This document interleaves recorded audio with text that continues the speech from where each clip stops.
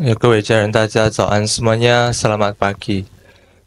Ya, pertama-tama puji syukur kepada Tuhan Yang Maha Esa, 感谢天师的 Namo Buddhaya. Namo Buddhaya, selamat pagi sahabat yang mulia. Hari ini adalah Minggu perdana di tahun 2025. Semoga semuanya lancar.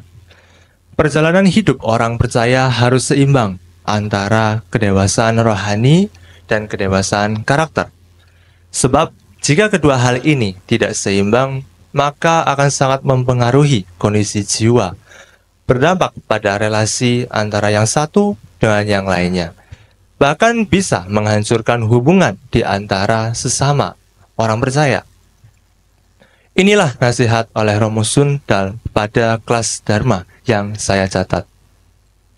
Sehingga ini menjadi bias kognitif tentang orang yang tidak terampil, cenderung menilai diri sendiri sebagai orang yang terampil.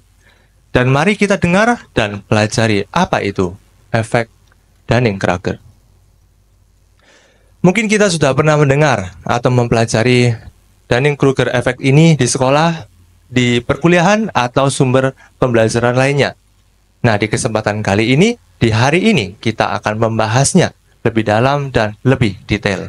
Mempersilakan Ibu Sinta untuk menjelaskan lebih detail. Saya Charles mempersilakan. 谢谢. Salam terampil. Selamat pagi, sahabat yang terkasih. Selamat tahun baru 2025. Mari kita doain semuanya sehat selalu. Hey, jangan menjadi strawberry generation. Awalnya saya heran. Kok ada kata buah stroberi yang diucapkan oleh Romo Sun? Padahal buah ini saya suka sekali, apalagi dingin-dingin dari kulkas. Saya tanya beliau, apa itu strawberry generation? Di kelas Dhamma sekali lagi nanti saya jelaskan. Hari ini mari kita bahas efek Dunning-Kruger. Kita diam sejenak. Itulah jawaban beliau. Mari kita simak. Dunning-Kruger effect adalah kondisi di mana seseorang merasa lebih pintar dan mampu dari orang lain, mulai dari pengetahuan hingga kinerja. Padahal, mereka sebenarnya tidak memiliki keterampilan dan kemampuan yang sepadan. Apakah Anda pernah merasa ketemu seseorang yang merasa tahu segalanya, tetapi ternyata tidak tahu apa-apa? Jangan katakan si dia itu goblok.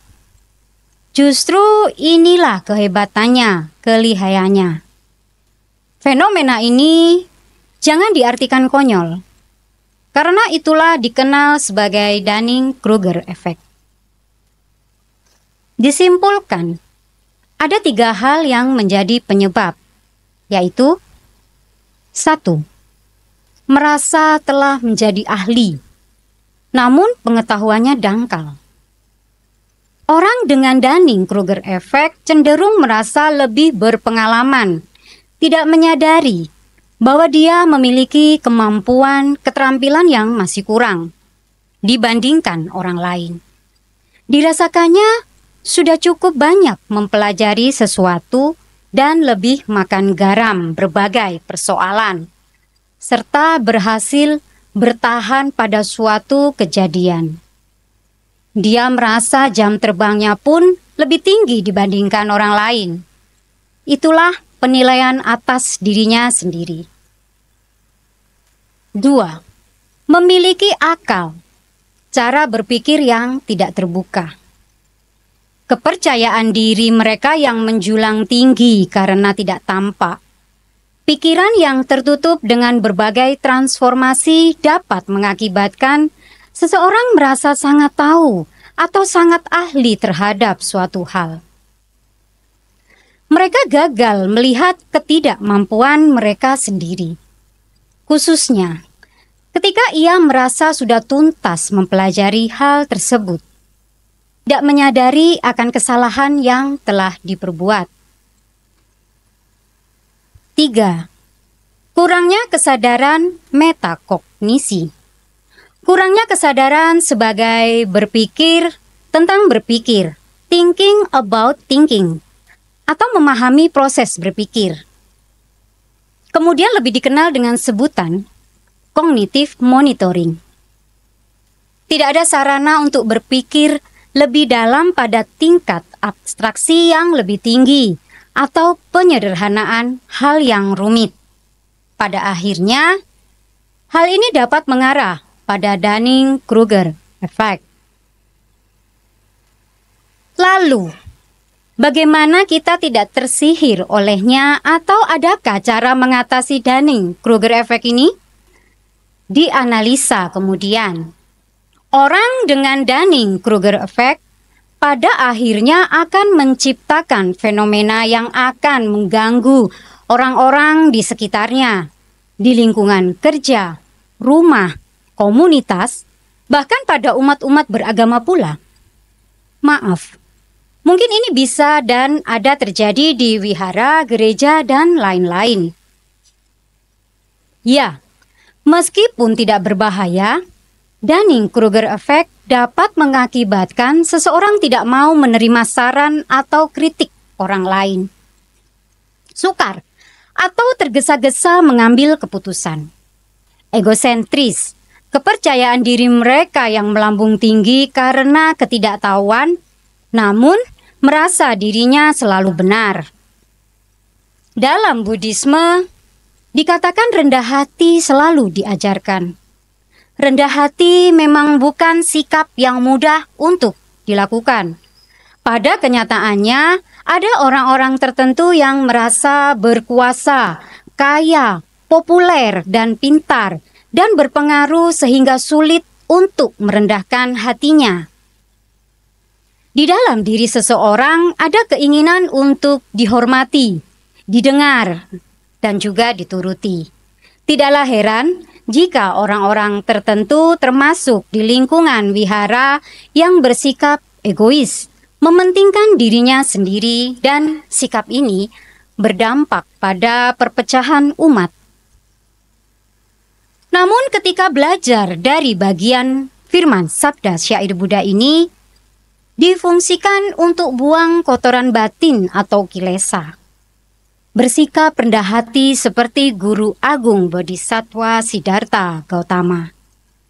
Seharusnya diartikan kita bisa melatih diri dalam relasi dengan sesama untuk tidak menonjolkan diri sendiri.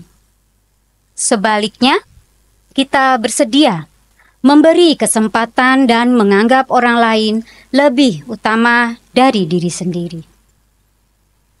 Ada beberapa cara yang dapat dilakukan untuk menghadapi orang dengan Dunning-Kruger effect sebagai berikut. 1. Latih empati dan sadari. Bisa jadi tindakannya tersebut mungkin berakar dari masalah pribadi, ada manipulatif atau persoalan keluarga, maupun gangguan mental. 2. Jaga jarak. Bila perlu jauhi saja, kecuali teramat diperlukan. Hindari debat atau adu argumentasi dengannya. 3. Jangan disimpan di dalam hati. Jauhi saja bahwa komentar dan perilakunya tentang kinerja Anda tidak ada kaitan dan hubungannya dengan sosok Anda sebenarnya. 4. Apakah memungkinkan? Ajak ia mengikuti pelatihan yang diperlukan untuk meningkatkan pengetahuan dan kemampuannya, sehingga dia akan sejalan dengan penilaiannya sendiri. Sekali lagi, apakah memungkinkan? Ya, jika keluarga, saudara, tentunya masih ada secuil kemungkinan atau harapan untuk diobati. Memahami orang lain adalah kebijaksanaan. Memahami diri sendiri adalah pencerahan. Dunning-Kruger Effect mengacu pada kondisi seseorang merasa memiliki kelebihan, namun tidak seperti kenyataan. Dia hanya menciptakan ilusi saja. Dia yang tahu tidak berbicara. Dia yang berbicara tidak tahu. Mari kita renungi kisah pertapa Pavea, Dhammapada Syair 50. Dikisahkan seorang wanita yang kaya raya berasal dari Savatthi telah mengangkat Pavea. Dialah seorang pertapa sebagai seorang anak dan memenuhi semua kebutuhannya. Wanita ini seringkali mendengar orang-orang di sekitarnya, tetangganya, selalu memuji Sang Buddha. Dia sangat berharap dapat mengundang beliau ke rumahnya untuk menerima dana makanan. Akhirnya, Sang Buddha menerima undangan tersebut dan beliau pergi ke rumah wanita kaya atas undangan tersebut. Sesampainya di sana, makanan terpilih telah disiapkan. Pada saat Sang Buddha sedang menyampaikan anumodana, Pavea yang berada di ruang sebelah menjadi sangat murka. Merasa tersaingi, dia menyalahkan dan mengutuk wanita kaya yang telah mengangkatnya sebagai anak, dikarenakan wanita kaya tersebut menghormati Sang Buddha. Teriakan-teriakan dan kutukan-kutukan dari mulut Pavea terus bergelegar. Menjadi sangat malu sehingga wanita kaya ini tidak dapat berkonsentrasi terhadap apa yang disampaikan oleh Sang Buddha. Sang Buddha berkata kepada wanita itu agar tidak perlu memperhatikan suara kutukan-kutukan dan perlakuan tersebut. Tetapi, perhatikan saja perbuatan baik dan perbuatan buruk yang dilakukan dirinya sendiri. Kemudian Sang Buddha membabarkan Dhammapada Syair 50 sebagai berikut. Janganlah memperhatikan kesalahan-kesalahan orang lain atau hal yang sudah atau belum oleh orang lain. Sebaiknya, seseorang memperhatikan hal-hal yang sudah dikerjakan atau belum dikerjakan oleh dirinya sendiri. Dhammapada bab 4 Syair 50. Terakhir, wanita kaya tersebut mencapai tingkat kesucian Sotapatti setelah khotbah Dhamma itu berakhir.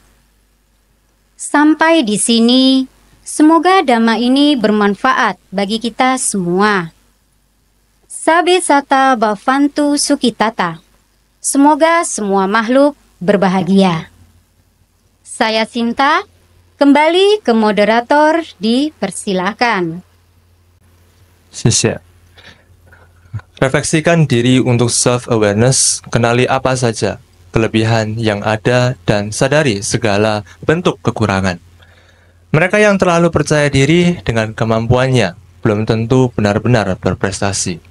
Sedangkan mereka yang yakin dirinya rata-rata atau bahkan sedikit di bawahnya seringkali menunjukkan keterampilan yang hebat. Selanjutnya kita pelajari apa yang nanti dijelaskan oleh Ibu Guru Hong mengenai efek Dunning-Kruger ini. Dipersilakan. 好，大家好。 Ya, semuanya apa kabar? 其实佛教了，它就是它的戒律主要就是要控制我们的意志，哦，要有那个启发你的知觉，还有你的佛心，就是激发我们的知觉佛心这个电波。哦，因为这个电波，好的电波就是主宰着我们的思想跟脾气。Disiplin utama Buddhisme adalah penyadaran atau consciousness. Kita mengaktifkan gelombang kesadaran kita lebih dominan mengatasi pikiran dan emosi. 那依据命名这个效率的研究人员，他们是美国纽约康奈尔大学的大卫邓林跟贾斯汀克鲁格，他们1999年提出的。 Ya, menurut para peneliti yang memberikan nama efek tersebut, yaitu Dunning-Kruger Effect, yaitu David Dunning dan Justin Kruger pada tahun 1999 di Cornell University, New York, Amerika Serikat. 那在这么短的时间内，他们这个邓林跟克鲁格他的效应理论就已经被用在这个医学上了。它是用来对患有这个邓林跟克鲁格效应的疾病的名称。 Dalam kurun waktu yang begitu cepat, teori Dunning-Kruger Effect sudah dipakai pada ilmu kedokteran dan merupakan sebutan bagi seseorang yang menderita penyakit Dunning-Kruger Effect. 那我们来说明一下其实这个辨识知识的差距跟这个认知的能力，或某个人的能力，要求一个人相同的知识水平是不可能的，但他可以配合，因为他有知觉，他的佛心是相同的。 Dijelaskan oleh fakta bahwa kemampuan metakognitif untuk mengenali kekurangan dalam pengetahuan atau kompetensi seseorang mengharuskan seseorang memiliki setidaknya tingkat minimum pengetahuan yang sama atau sepadan. 那从行大迅速的一切来看，这个邓林跟克鲁格的效应，就是告诉我们要采取这个谦虚的态度，远离我们不理解的问题，减少这个高高在上的这种思想。当然，我们不应该太快的去评判别人，不可以以貌取人。 Dari semua yang diberitahukan Ibu Sinta tadi, Dunning-Kruger Effect mengajari kita mengambil sikap rendah diri, jauhi dari persoalan-persoalan yang tidak dipahami, kurangi pikiran yang menjulang tinggi, dan tentunya kita jangan terlalu cepat menilai orang, atau yang sering kita dengar, don't judge a book by its cover. 我们每一个人都有2个耳朵，一张嘴巴，意味的是什么呢？就是告诉我们应该要多花时间多听，用更少的时间，就是少说闲话啦。所以就是话多不如少。你是不是也认同呢？ Ya, masing-masing dari kita memiliki 2 buah telinga dan sebuah mulut, menunjukkan bahwa seharusnya kita menyediakan lebih banyak waktu untuk mendengarkan dan lebih sedikit waktu digunakan untuk berbicara. Bagaimana dengan Anda? 如果你实在不懂、不知道就说不知道，不明白就是不明白，我们就是要找个机会问明白，这样才对啊！不要说你还不明白、不了解真相，那你就是在你的周遭旁边就传播这些不了解的事情，这样子不是觉得很可笑实际上就是在表现你的愚蠢已经暴露，在给别人看了。 Ya, jika memang Anda tidak mengerti, tidak tahu, ya bilang aja tidak tahu dan tidak mengerti. Dan kesempatan untuk bertanya pastilah ada. Kiranya demikian. Namun, mengapa Anda mestinya menyebarkan ketidaktahuan, ketidakmengertian di sekitar Anda? Ini kan konyol, malah kebodohan Anda terlihatkan.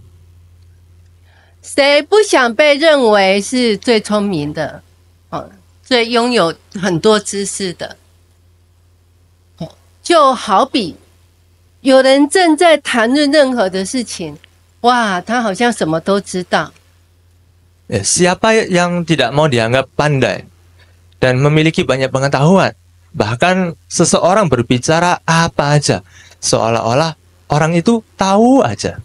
Segalanya pun kelihatannya dia tahu. 那从这个心理学上来说，这个句子就是这样子啦。哦，看起来就是这样子啦，看起来是那样子啦。哦，我想是这样子啦，我想是那样子的。哦，我相信这样子，哦，一定是那样子，一定是那样子，等等等等等来解释。Secara psikologi ya, biasanya timbul kalimat dari mereka dimulai dengan kata-kata. Oh, sepertinya begini, nampaknya begitu, dipikir-pikir begini, saya kira begitu, saya percaya begini, itu pasti begini, ini mesti begitu, dan seterus menerus, itulah tafsirnya. 如果你真的是不知道，你应该明白，直接说吧。哦，假装知道、理解都没有好处。哦，当真正问你的时候，你答不出来，这个时候就看到你的愚蠢啊。Ya seharusnya kalau memang tidak betul-betul tahu atau mengerti, bilang saja terus terang. Apa manfaatnya berlagak tahu dan mengerti? Betul-betul ditanyain terlihat dungu. 这个苏格拉底呢，就曾经说过：“我知道的事情，就是我不知道什么什么什么。” Ya, dicatat, Socrates bahkan pernah berkata, saya hanya tahu satu hal, yaitu saya tidak tahu apa-apa. 确实如此啊！哦，这个看法是真的。哦，一个人纵使研究了精通无数的领域，就是他知道很多知识，知道很多，可是他会觉得他自己学的不够多，所以无论如何，他必须要认识，先了解自己，在之前。Sesungguhnya, seandainya jika betul, walaupun seseorang mempelajari dan menguasai dengan pandainya segudang bidang, beribu-ribu ilmu pengetahuan, ia masih dikatakan belum betul-betul tahu apa-apa. Mengerti apa-apa pula, sebelum ia mengenal dan memahami dirinya sendiri. 所以完全理解我的意思，并不是我是谁哦，这就是真正的知识。直接的第一层知识的意义就在这个地方。 Memahami sepenuhnya apakah aku, diartikan bukan siapakah aku. Inilah yang dimaksud pengetahuan yang sesungguhnya, pengetahuan direct atau tingkat pertama. 那你都没有办法控制你的嘴巴哦，讲话言语，那你又怎么能够控制你的思想？ Ya, jika Anda tidak dapat memiliki kontrol atas mulut atau ucapan Anda, bagaimana Anda mungkin berharap bisa memiliki pengendalian atas pikiran Anda? 所以练习控制意志是一种很微妙、很温和的工作。 Melatih pengendalian pikiran adalah pekerjaan halus dan lembut. 当人说自己有多么伟大的时候，实际上是在宣告自己有多么愚蠢。如果某件事情真的很好，根本不需要宣布的。 Ketika orang mengatakan seberapa hebat dirinya, sebetulnya ia sedang mengumumkan kebodohannya sendiri.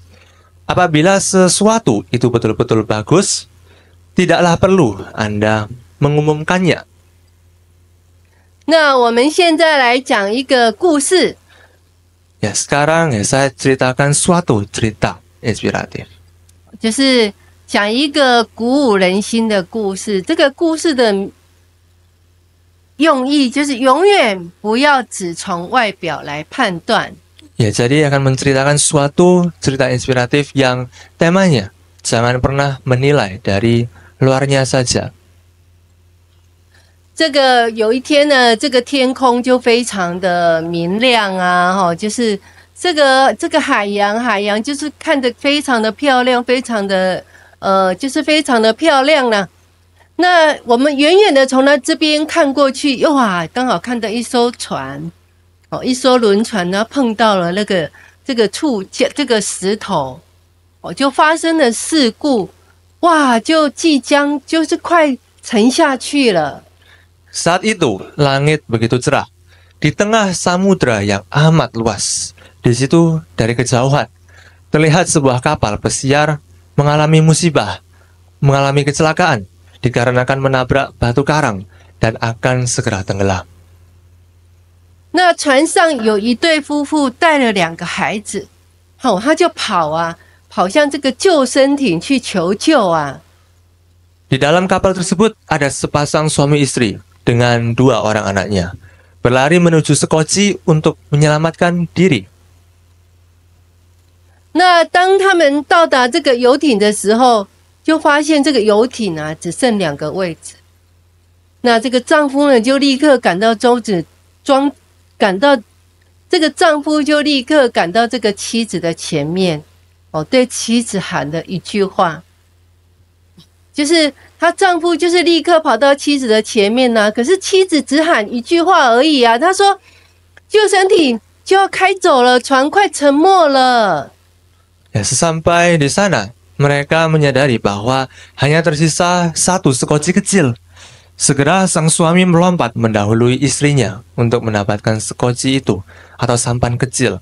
Sang istri hanya bisa meneriakkan sebuah kalimat sebelum sekoci itu menjauhi dan kapal itu benar-benar menenggelamkannya.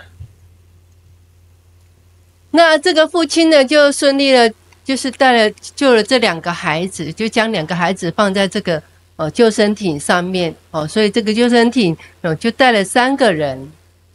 Ya, singkat cerita, pada akhirnya sang ayah pun berhasil menyelamatkan 2 orang anaknya, menggendong anaknya, kedua anaknya satu persatu ke sekoci tersebut, dan pas terisi 3 orang.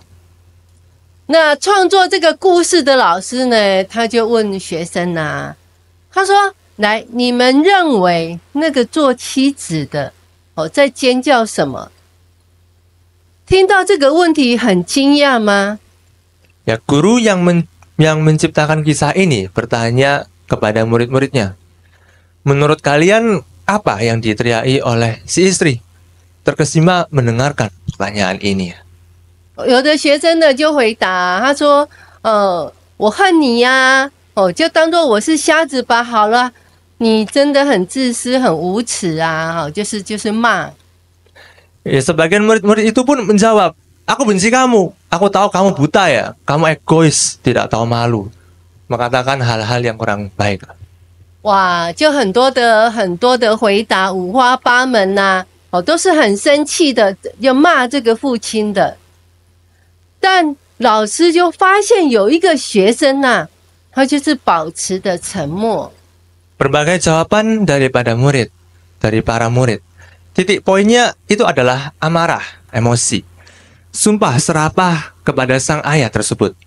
Tapi guru itu kemudian menyadari ada seorang murid yang diam saja.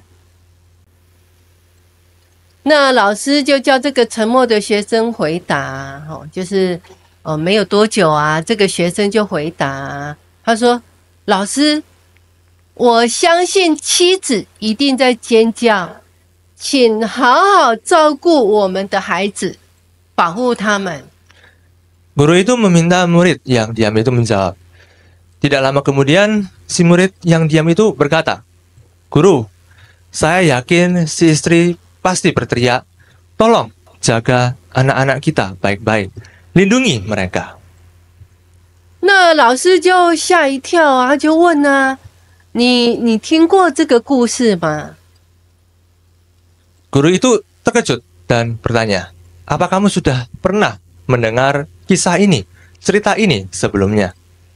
这个学生就摇摇头，他说没有。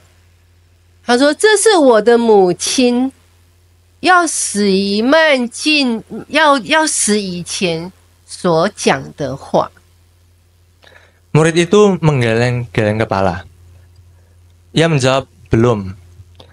Tapi itu yang dikatakan oleh mama saya, yang dikatakan ibu saya sebelum dia meninggal karena suatu penyakit kronis. 那老师就是看着全班的同学说，这个就是正确的答案。 Guru itu menatap seluruh kelas dan berkata, jawaban ini benar. 那这个船就沉了。那这个丈夫呢也是很失望哦，带着孩子回家。 Kapal itu benar-benar tenggelam dan sang suami membawa pulang kedua anaknya dengan selamat. 那多年以后呢，这个丈夫啦就因生病就过世了。那他的儿子呢发现了一本就是父亲的日记，他就把它翻起来看。哦，他就看到，当他们的父母登上这个游艇的时候，他们已经知道他的母亲已经患有这个疾病了。好，而且是没有药可以医，已经要离开这个世界了。 Ya, bertahun-tahun kemudian setelah sang suami menderita penyakit lalu meninggal. Anak-anaknya itu menemukan sebuah buku harian milik ayahnya. Dia menemukan kenyataan bahwa saat orang tuanya naik kapal pesiar itu, mereka sudah mengetahui bahwa sang ibu menderita penyakit kronis dan akan segera meninggal.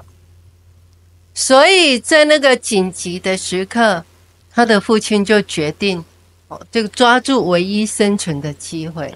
Karena itulah, di saat darurat itu, ayahnya memutuskan untuk mengambil satu-satunya kesempatan untuk terus bertahan.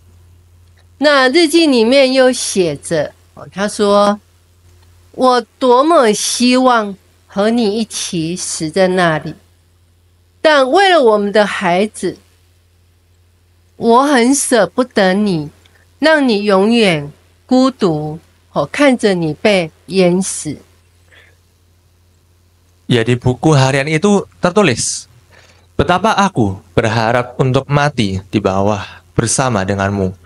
Tapi demi anak-anak kita, aku harus membiarkan kamu tenggelam sendirian untuk selamanya di bawah sana.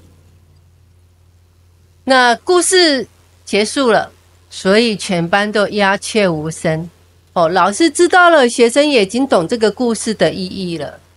所以这个世界上善与恶啊，有时候不像我们想象的那么简单啊。 Nah, cerita ini sampai di sini dan seluruh kelas pun terdiam. Guru itu mengerti bahwa murid-muridnya sudah mengerti moral dari cerita tersebut. Bahwa kebaikan dan kejahatan di dunia ini tidak sesederhana yang kita pikirkan. 那这个世界上存在的各种复杂的情况，背后很多的原因，有时候没有办法解释嘛。这个就是为什么我们永远不应该只看外表，不可以什么都不知道的情况下，立刻做出这个判断。 Bermacam-macam komplikasi dan alasan di baliknya yang kadang-kadang sulit dimengerti, sulit dipahami. Karena itulah kita seharusnya jangan pernah melihat hanya di luar dan kemudian langsung menghakimi, apalagi tanpa tahu apa-apa. 所以我来解释一下为何，因为。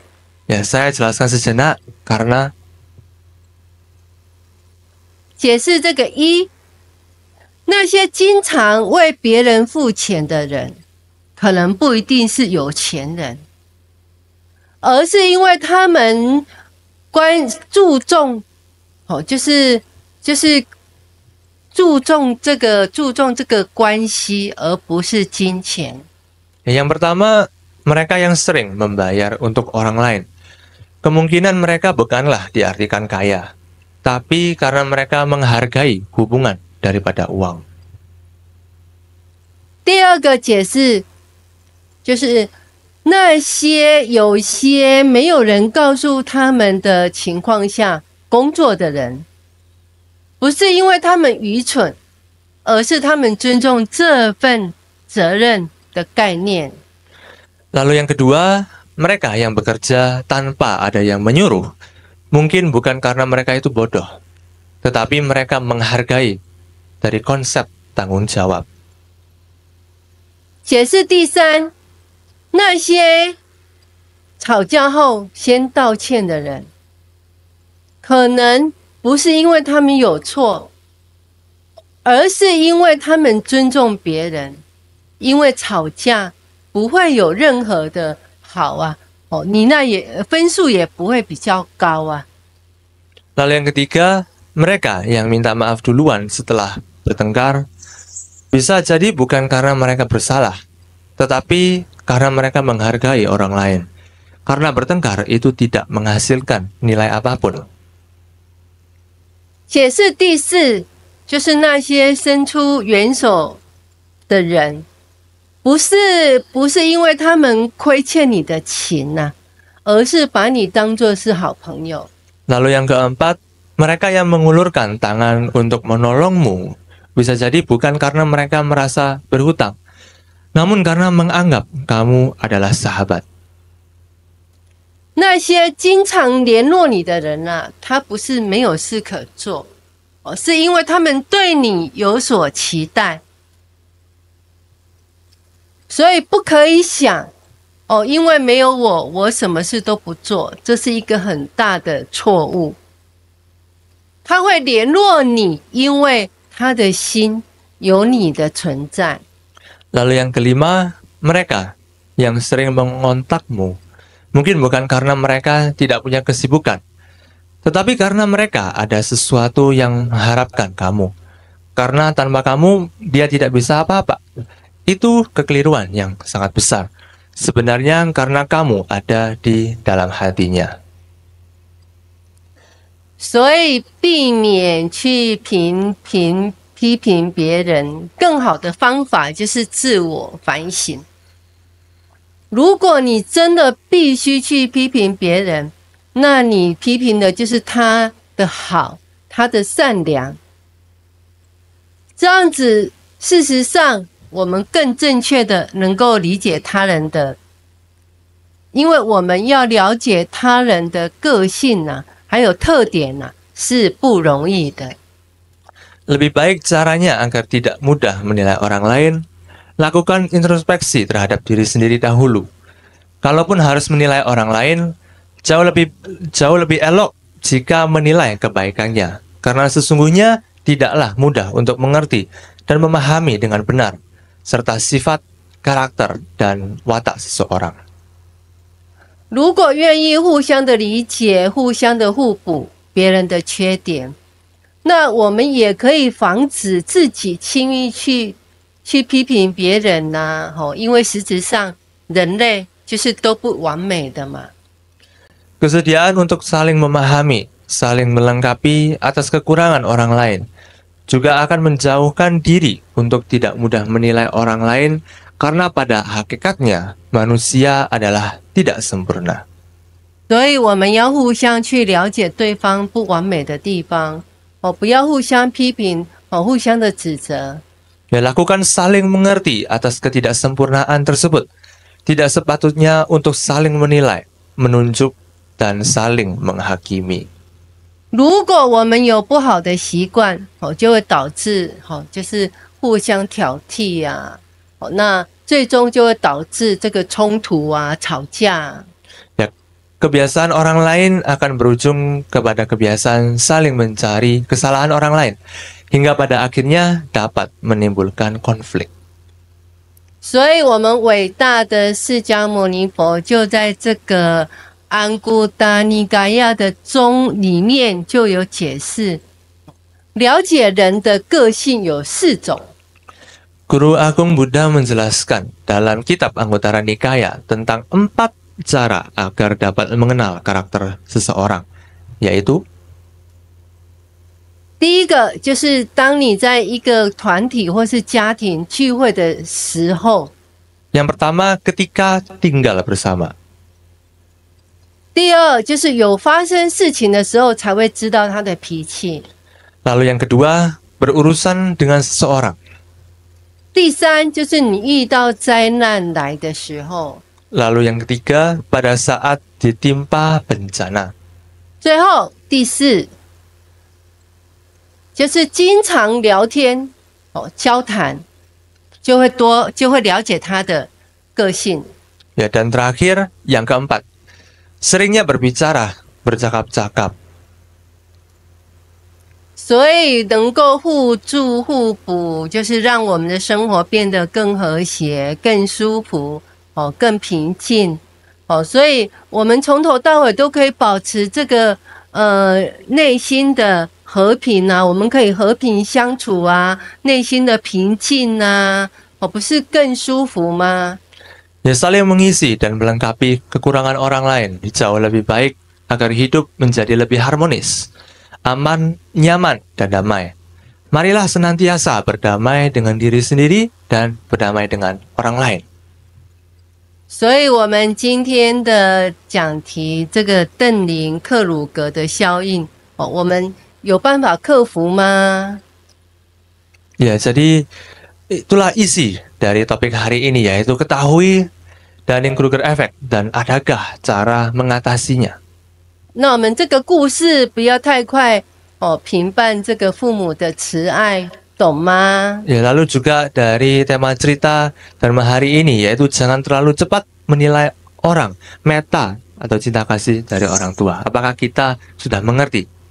好，那我们再进来学习我们的智慧之言。 Ya, sekarang kita coba untuk membaca dan juga mendengarkan kata mutiara untuk hari ini. 这个智慧之言呢，就是隔海出现的蚂蚁，你看得到；大象在你的眼前，你看不到，这是有的哦。 Ya, kata mutiara hari ini ya berbunyi, semut di seberang lautan nampak, gajah di pelupuk mata tidak nampak, adalah benar adanya. 那意义就是在我们的日常生活中，很多人大部分都是偏向批评别人，只看到坏的，看不到好的。这个在社会上啊，这司空见惯啊，被认为是很正常的事情尤其是在社交又在团体就是被称为一个gossip，就是闲话，讲闲话的地方。 Ya, jadi makna dari kata mutiara hari ini yaitu dalam kehidupan sehari-hari orang cenderung untuk menilai orang lain, hanya melihat keburukannya, bukan dari kebaikannya. Kondisi ini menjadi hal yang dianggap biasa dan lumrah terjadi di masyarakat, dan dalam pergaulan disebut juga membuat gosip, dikutip oleh Romosun. 所以希望这个佛法能够帮助到你。 愿一切众生幸福。 Ya, semoga Dharma ini dapat bermanfaat bagi kita semua dan semoga semua makhluk hidup berbahagia. 那我们进入到这个自学审思。 Sekarang kita memasuki ke bagian renungan untuk kita sendiri.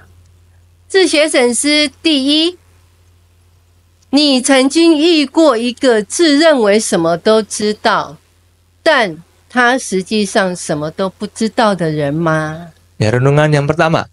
Apakah kamu pernah bertemu seseorang yang merasa tahu semuanya tapi padahal tidak tahu apa-apa? 自学审思第二，你能自我反省提高自我的意志吗？你能够认识你有哪一些优点，有哪一些缺点吗？ Lalu, poin yang kedua, mampukah Anda merefleksikan diri untuk self-awareness? Kenali apa saja kelebihan yang ada dan sadari segala bentuk kekurangan. 自学审思第三，佛教的主要戒律就是要让我们激发你好的，你的佛心就是好的电波。 更好的电波能够来支配你的思想，跟你的性格。 Lalu yang terakhir, pertanyaan yang ketiga. Dapatkah kita mengaktifkan gelombang kesadaran Anda lebih dominan mengatasi pikiran dan emosi? Inilah disiplin utama dari Buddhisme. 好，那我们今天的讲题主题今天的讲题就讲到这个地方。那我们进入到神圣的祷告。Ya, jadi itu yang kita bisa dengarkan dan pelajari bersama-sama, dan sekarang kita akan memasuki ke bagian berdoa. Ya, kita akan berdoa bersama-sama, siapkan pikiran dan hati kita untuk menjalankan doa ini. Buddha, terima kasih atas firman sabdamu yang penuh kuasa dan janji syair-syairmu yang sempurna. Kami mau belajar memperkatakan firman sabda syairmu dengan iman. Percaya bahwa deklarasi kami akan membuka pintu berkat di masa depan kami. Bimbing kami untuk senantiasa mendengarkan suaramu dan memasuki tahun 2025 ini. Selalu kami hidup dalam ketaatan kepadamu. Terpujilah Sang Guru Maha Agung, Bodhisattva Siddhartha Gautama. Namo Benshi释迦牟尼佛. Puji syukur kepada Tuhan Yang Maha Esa. 感谢天师的阿弥陀佛. Ya, sebelum kita mengakhiri Puja Bakti hari ini, mari kita bersama-sama mendengarkan dan juga membacakan sabda syair kearifan untuk hari ini dari Dhamma pada bab yang keempat, syair yang ke-50. Ya, sekarang sebelum kita membacakan, mari kita dengarkan versi Mandarinnya yang akan dibacakan oleh Hong Laosu kita. Dipersilakan. 我们来学习智慧司法句经第4章50节，不应观察他人的过失，或己做或未做的善恶事，应只审查自己己做与未做的事。 Ya, sekarang kita bersama-sama membacakan versi Indonesianya dari Dhammapada bab 4, syair ke-50. Ya, kita bacakan bersama-sama. 1, 2, 3. Janganlah memerhatikan kesalahan-kesalahan orang lain, atau hal yang sudah atau belum oleh orang lain. Sebaiknya seseorang memerhatikan hal-hal yang sudah dikerjakan atau belum dikerjakan oleh dirinya sendiri. 那我们不要错过每一周的学习喽，我们都能够沐浴在佛陀的智慧当中，所以下个礼拜见哦。 Ya, coba lagi di minggu depan, jangan lewatkan pertemuan dan episode selanjutnya supaya kita terus senantiasa diberikan siraman rohani Buddha. 好，那祝福各位家人平安健康， Yang mendoakan semuanya dalam keadaan sehat selalu dan dalam 学 keadaan 习 yang 愉 baik 快。 dan juga belajar dengan penuh kebahagiaan. 好，以上。 Yeah.